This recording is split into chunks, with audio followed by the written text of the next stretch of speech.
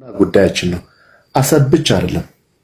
አሰብ ብቻ ሳይሆን ዓለም አሁን ባለበት ሁኔታ በደረሰበት ሁኔታ እንደ ሌሎቹም ዓለም ሀገራት እኛ ኤርትራን ኮላፕስ ስቴት አድርገን ለኢትዮጵያ ስጋት ማትሆን ስቴት አድርገን ምክንያቱም ምንም እንትን ድርድር የለውም። አንደኛ የብሔራዊ ጥቅማችን ነው። ይሄ ናሽናል ኢንትረስት የምንለው ነገር አለ። ሁለተኛ ነገር ደግሞ እኛ ብዙ ህዝቦች ነን። ዶክተር ይሄን የሚያክል 120-130 ሚሊዮን ህዝብ ጠቅላይ ሚኒስትራችን ባለፈው የባህር በር ሲጠይቁ በአንድም በሌላ መንገድ እውነትም ይሁን ውሸት ኤርትራ ከአዘርባይጃን የሚመጣ 2-3 መርከቦች አግታለች ተባለ። መንግስት ኦፊሻሊ ይሄን የተናገረው ነገር የለም። ግን የባህር በርና ባህር ኃይል እንደሚያስፈልገን አሁን ተረዳችሁ ብዬ ልጠይቅ ፈልጋለሁ። ስፔሻል ተቃዋሚዎች የባህር በርና ባህር ኃይል ባህር ሳይኖራት ባህር ኃይል ለምን አስፈለገ ለምትሉ ሰዎች ነገ የምናስገባቸው ሸቀጣሸቀጥ ኮንቴነር ዘይትም አዘርዋይስ ይሄ ስንዴም ለምናስገባው ስንዴ ዋስትና የለንም ማለት ነው። ቀይ ባህር ላይ መዳረሻ በር ያስፈለገንና የባህር ኃይል ያስፈለገን ትልቁ ምክንያቱ ይሄ ነው። ወይም ደግሞ ጠቅላይ ሚኒስትራችን የጦረኛ መሪ ስለሆነ አይደለም። ቅድም አቶ ልደቱም ሊያነሱ ፈልገው ነበር። ፍላጎቱ ጠቅላይ ሚኒስትር አብይ ከመጣ በኋላ ጦርነት ግጭት ጠማቂ ነው ሲል ሰሞት አቶ ልደቱ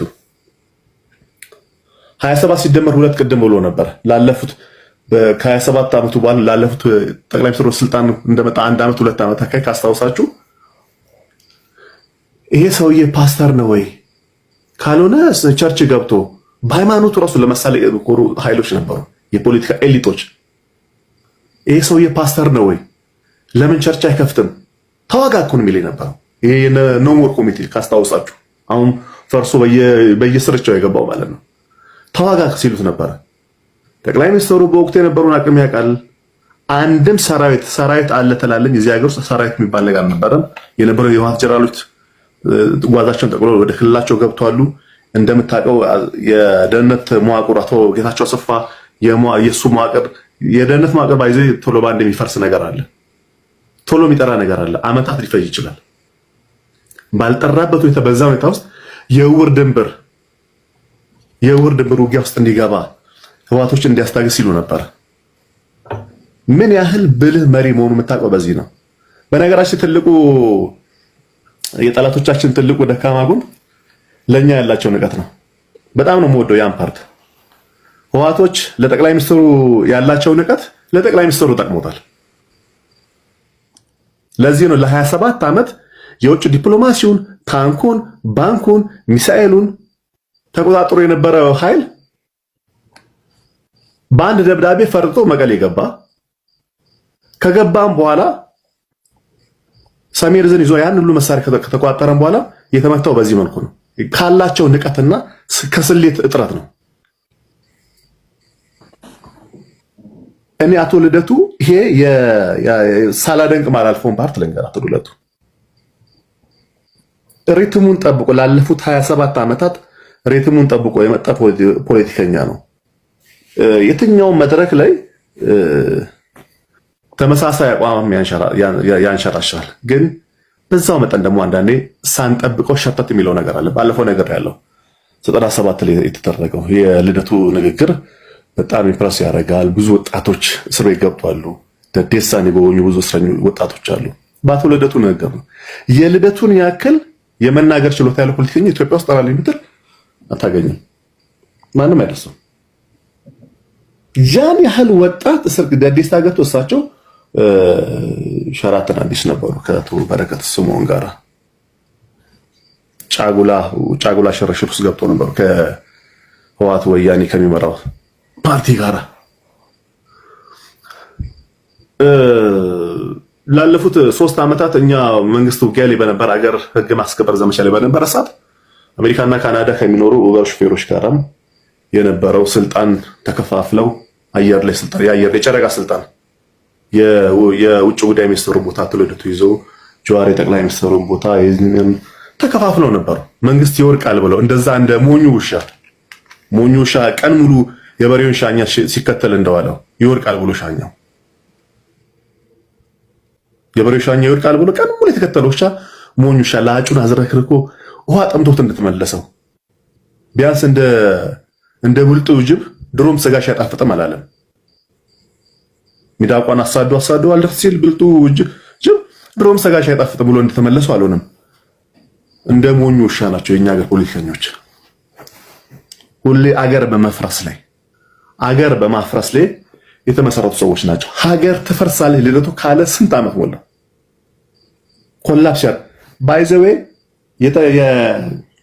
የብልጽግና መንግስት 27 ሲደመር 1 እና 2 ላይ አደጋ ውስጥ የነበረ መንግስት ነበር።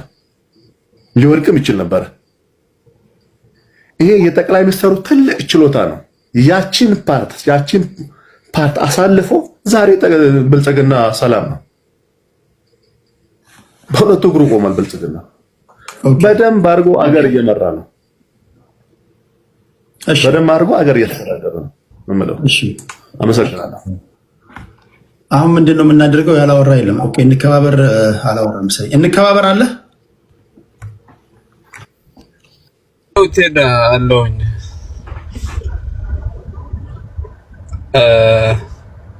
አመሰግናለሁ። ለቤቱ መጀመሪያ ነው ዛሬ አቶ ልደቱን በዚህ ደረጃ አቅርባቸው በማየቴ በጣም ደስ ብሎኛል።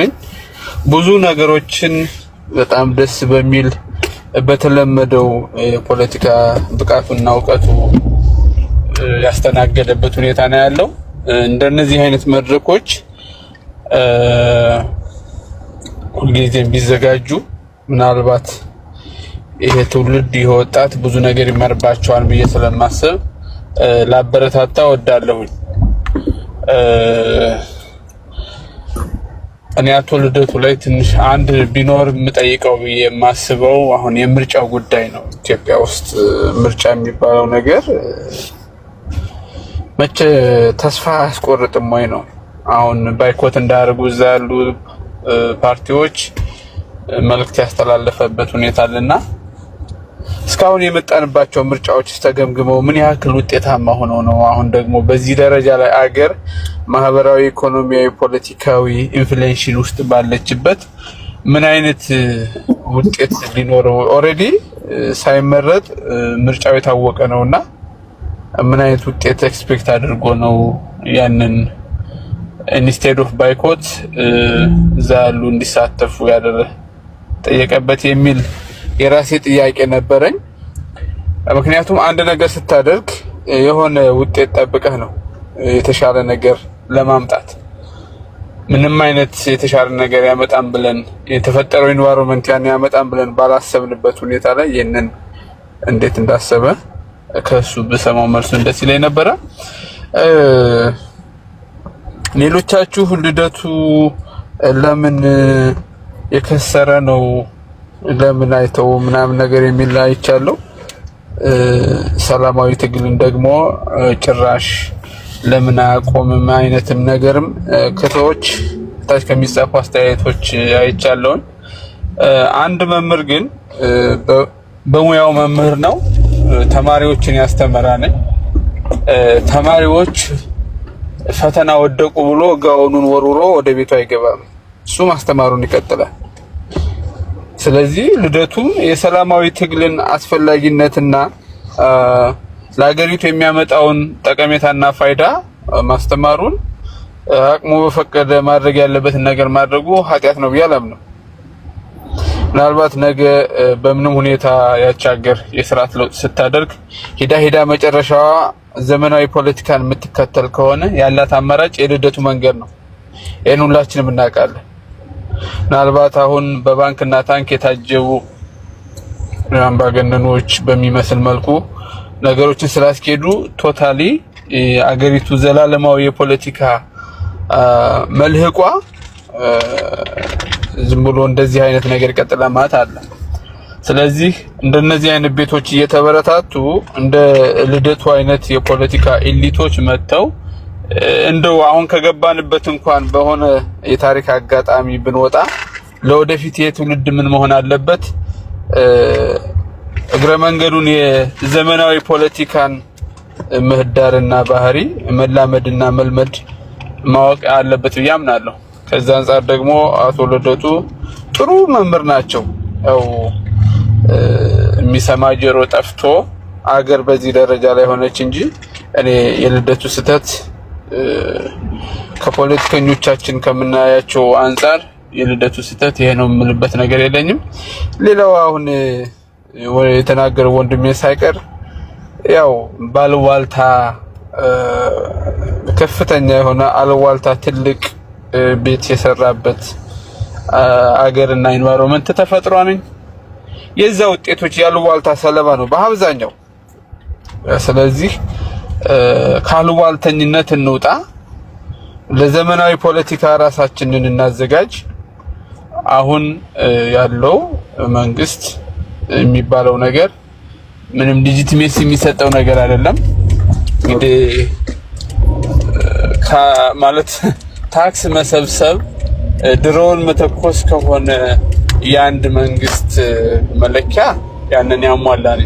በእኔ መለኪያ ግን አንድ መንግስት ለመባል ቢያንስ የዜጎችን በሰላም ወጥቶ የመግባት ህልውና ማረጋገጥ ካልቻለ እንደነ ሙጊልድ አይነት ደሞዝ ስለተከፈላቸው ብቻ መንግስት አለ ማለት እንግዲህ ምን ውበት እንደተመልካቹ ነው ስለሚባል ኦኬ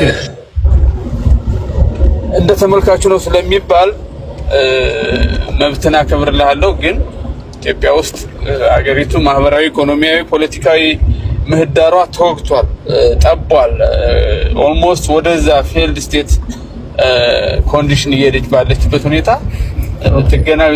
ጥገናዊ ለውጥ ለማድረግ መጣጣር አግባብ ነው ብዬ አላምንም።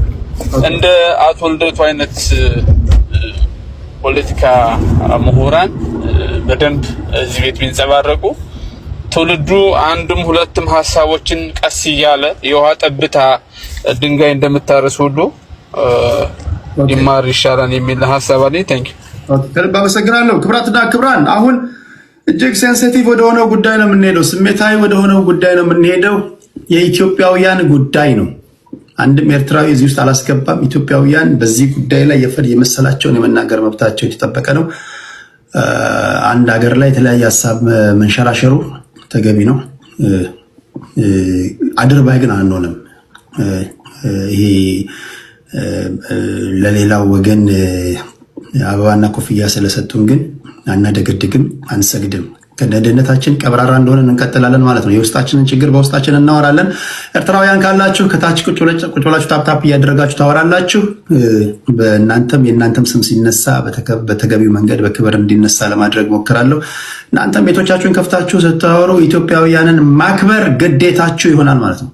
ይሰማል፣ ግዴታችሁ ይሆናል። ይሄንን እናንተ የማስከበር ኃላፊነት አለባችሁ። አገርን ሲያዋርድ እኔ እናንተን እያዋረደ ነው። እኔ እናንተን ሲያዋርድ ታፕታፕ ካደረክ እየሳቀብ ነው፣ እያሾፈብ ነው። እንዴት ያለው ጅል ነው እያለ ነው።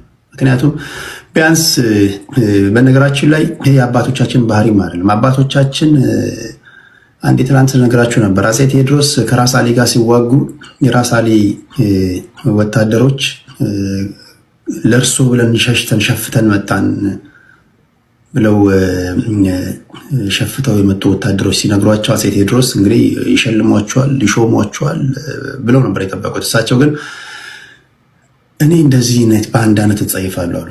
አንድ ተዋጊ እስከ መጨረሻው ድረስ ሲዋጋ ለጌታው ታማኝ ሲሆን እንጂ እናንተ ለሱ ያልበጃችሁ ለኔ የማትበጁም ብለው እጅና እግራቸውን እንደቆረጧቸው ታሪክ ተክለ ጻድቅ ምኩራን ታሪክ ማንበብ በቂ ነው። ባንዳ ስትሆን ቢያንስ ባንዳ የምትሆንለት ሰው ቢያንስ እየናቀህም ነው። በነገር ላይ በውስጥ ላይ ይጠቃቀሳሉ፣ ያወራሉ። ኩሩ መሆን ይጠበቅባል ማለት ያለው። በተረፈ ግን ልዩነቶቻችን እንዳሉ ሆነን እናወራለን። አንደኛው ወገን ይሄ የባህር በር ጉዳይ አይመለከተንም ሊል ይችላል፣ መብቱ ነው። አሁን ጊዜው አይደለም ሊል ይችላል፣ መብቱ ነው። አንደኛው ደግሞ አሁን ጊዜ ነው ሊል ይችላል፣ መብቱ ነው። ኤርትራውያን በዚህ ጉዳይ ላይ እናንተን የሚመለከት ጉዳይ ሀሳብ የምሰጡበት ጉዳይ የለም፣ የኛው ጉዳይ ነው። ጨምቀን ፋይናላይዝድ የሆኑ ሀሳባችንን በመንግስት በኩል እስከተሰሙ ድረስ ሲጋ ምተዋቸው ኢትዮጵያውያን የመሰላቸውን ይናገራሉ ማለት ነው። በዛ ጉዳይ ላይ አንድ ሁለት ዙር እንሄዳለን። ታፕታፕ እያደረጋችሁ ጠብቁኝ። መጀመሪያው ከብሩክ ነው። የባህር በር ጥያቄ የባህር በር አንደኛ የባህር በር ያሳጣን ማን ነው? በደንብ አውዱን ትሉ። ሁለተኛ ቴዲዬ ግን ይቅርታ ላቋርጥ ሳይሆን ምናልባት ሀሳብ ይጨርሱና እመለሳለሁ ብለኸኝ እኔ ጋር ያቆምከው ነበር። ስለ ኦነግ የተነሳው ነገር ነበርና አውራም እንዴ?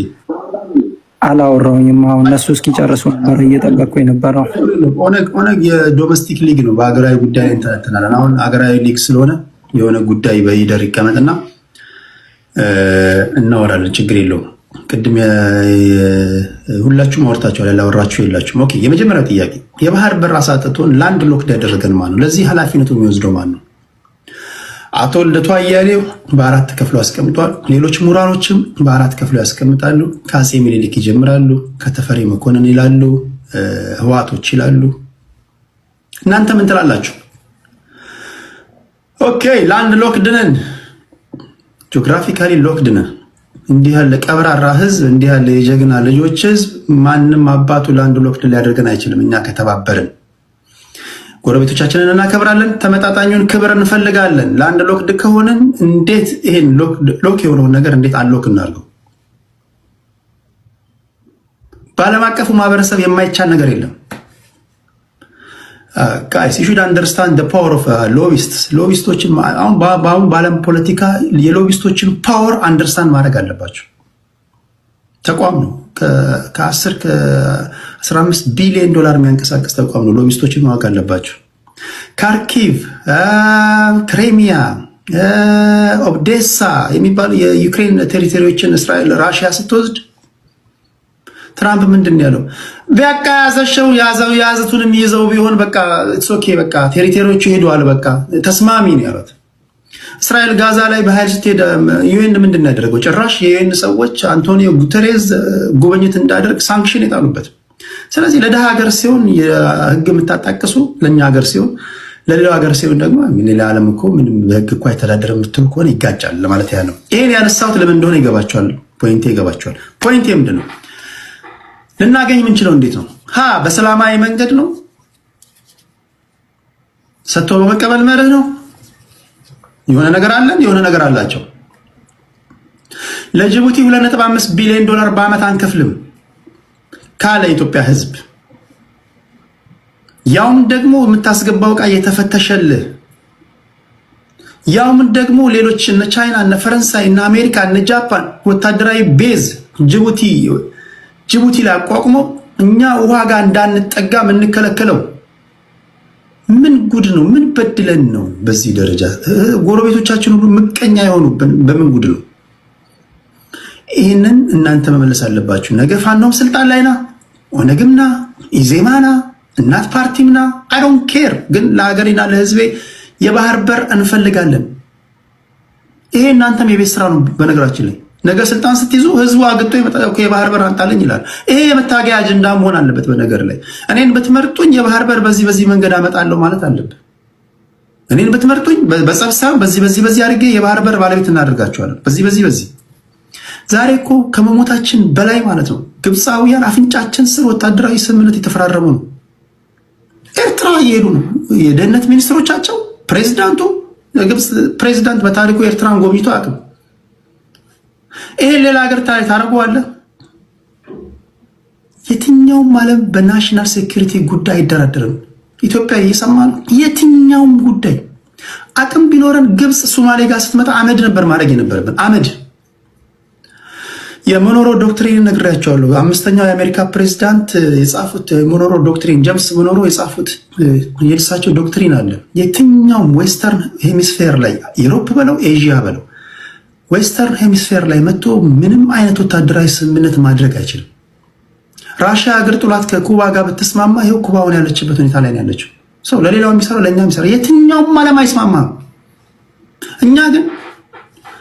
እኛ ግን ያው እንደዚህ ስለሆንን ስለተከፋፈለና ስለተባላን ጠላቶቻችን ጭራሽ አፍንጫችን ስር እየመጡ አንዳንዱ አላያንስ ይፈጥራል፣ አንዳንዱ ይሰድበናል፣ አንዳንዱ አውድማቸዋል ይላል፣ አንዳንዱ በርበሬ ያጥናቸዋል ይላል፣ አንዳንዱ እናንተ የተዋረዳችሁ ይሉናል። አይሰማህም ወይ? ብትሞት አይሻልም? ከነ ክብር ነው። ከነ ክብር መሞትን የመሰለ ነገር የለም። ቁም ነገር እና ይህንን ቢያንስ ይህንን ምን ትላለህ ለማለት ያህል ነው። ኦኬ የመጀመሪያው ጥያቄ የባህር በር እንዴት አጣን? ይሄን የባህር በር እንዴት ነው ልናገኝ የምንችለው? የመሰላችሁን የማውራት መብታችሁ የጠበቀ ነው። ደን ተጨምቆ ሀቂቃውን የሚወስድ አካል የሚያደምጡ አድማጮቻችን ይወስዳሉ ማለት ነው። ታፕታፕ እያደረጋችሁ ኮፒ ሊንክ ሼር እያደረጋችሁ እዚህ የምታዩዋቸው በጣም ምስጎኖች ናቸው። በጣም ማከብራቸው ፖለቲከኞች ናቸው። በጨዋ ቋንቋ ያከብራሉ፣ እናንተንም ያከብራሉ፣ ቃላቶቻቸውንም ይመርታሉ የሚል እምነት አለኝ። ሌላው ስለ ኤርትራ ስታነሱ እኛ መከበር የምንፈልገውን ያህል ጎረቤቶቻችንን ማክበር አለብን። ቢያንስ በማክበር ይሁን እነሱንም በማክበር ይሁን። ያላከበሩ ሰዓት ታሪኩ ሌላ ነው፣ ካላከበሩ ታሪኩ ሌላ ነው። ግን ቢያንስ እኔ ቤት እነሱም ቢሆኑ በተቻለ መጠን በዲፕሎማሲ ቋንቋ ብትናገሩ መርጣለሁ። አጸያፊ ንግግር ከሆነ አስቆማለሁ። ይህንን ነው የምናደርገው። የምጀምረው ከእንከባበር ይሆናል። እኔ በጣም ሰዓት ስለሄደብኝ ቅድሚያ ተናግሬ ልውጣ። ኢትዮጵያ ውስጥ ያለሁትና ኦኬ ከ5 ደቂቃ ሰጣችሁና እንደየሁኔታው ተጨማሪ አንድ ዙር ልፈቀድ እችላለሁ። በዚህ ጉዳይ ላይ ግን እናወራለን። አንድ ሀቅ ግን አለ። አንድ ሀቅ አለ። በባሌም በል በቦሌም በል የባህር በር እንደ አንድ ኢትዮጵያዊ ይፈልጋለሁ። አይ ዶንት ኖ እንዴት እንደምታመጣልኝ አላውቅም። ፖለቲከኛ ነኝ ብለኸኛል፣ ታጋይ ነኝ ብለኸኛል። የባህር በር ለኔና ለህዝቤ እንድታመጣ ፈልጋለሁ። እንዴት ነው የምታመጣልኝ? ይሄንን ነው የምታወሩት። መጀመሪያው ከተስፋ ማርያም ይሆናል። ከዛ ለሁላችሁም እንደዚህ በዞር መጣለሁ። ኦኬ አመሰግናለሁ። ያው እንግዲህ ማነሳቸው ብዙ ጉዳዮች ነበሩ ቅድም ከተነሱት፣ ግን ወደኋላ አልመልሰህም። አሁን ከተነሳው ኮንዲሽን አንጻር ያው እንደ ሀገር በአንድም በሌላ መንገድ ካለፉት ነገስታቶቻችን በአቅም ማጣትም በዲፕሎማሲያዊ ወይም ፖለቲካ ፕሮፓጋንዳ ስራዎችንም በአግባቡ ባለመስራትም ሚስቴኮቹ ተሰርተው ኢትዮጵያ የባህር በር አጣለች። በጣም አንገብጋቢ ነው፣ በጣም ሴንሲቲቭ ነው ብዬ የማስበው የ83ቱ ነው። አንዳንዶቹ ምክንያቶች በጣም ሲሊ ነበሩ። ማለት አሁን እንትናን ማን ነበር ያየሰው ከአቦይ ስብሐት ጋር ያደረገውን ኢንተርቪው ካየህ ኢሳያስ አፈወርቂም ፕሬዝዳንት አናደርግም በሚል ተራ ነገር ነውና እንዲህ አይነት የሆኑ አንዳንዴ ደግሞ ከልብ ለመደራደር ለመጠየቅ እንኳን ፍቃደኛ ያካለመው መጠየቅ ምን ይጎዳል?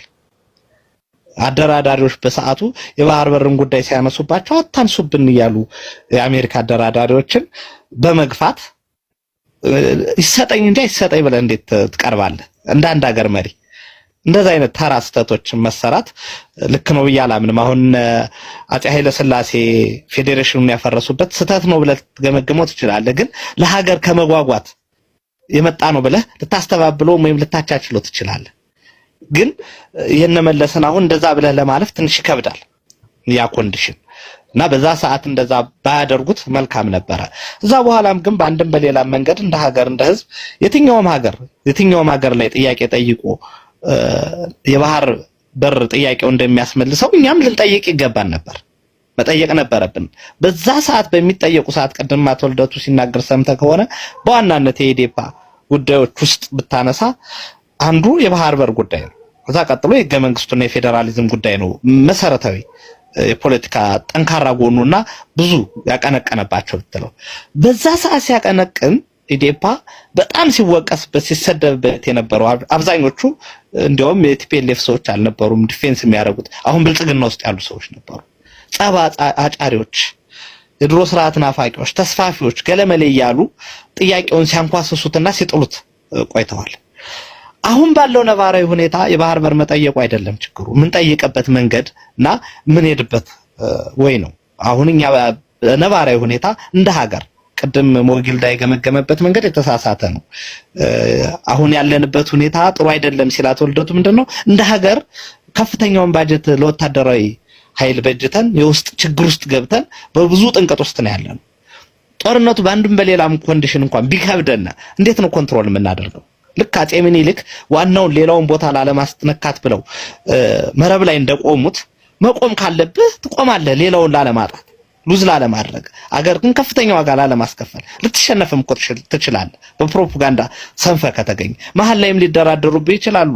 አብይን በምን ታምነዋለህ? ከመለስ በተለየ መለስ እኮ 90 ላይ ያንን እድል አግኝቶት ነበር አይደል እንዴ? አስመራ ገብቶ ያለውን መንግስት ቀይሮ ተደራድሮ የባህር በሩን አስመልሶ መምጣት ይችል ነበር። ግን ያላደረገው እና አብይ እያለቀሱ ነው የተመለሱት።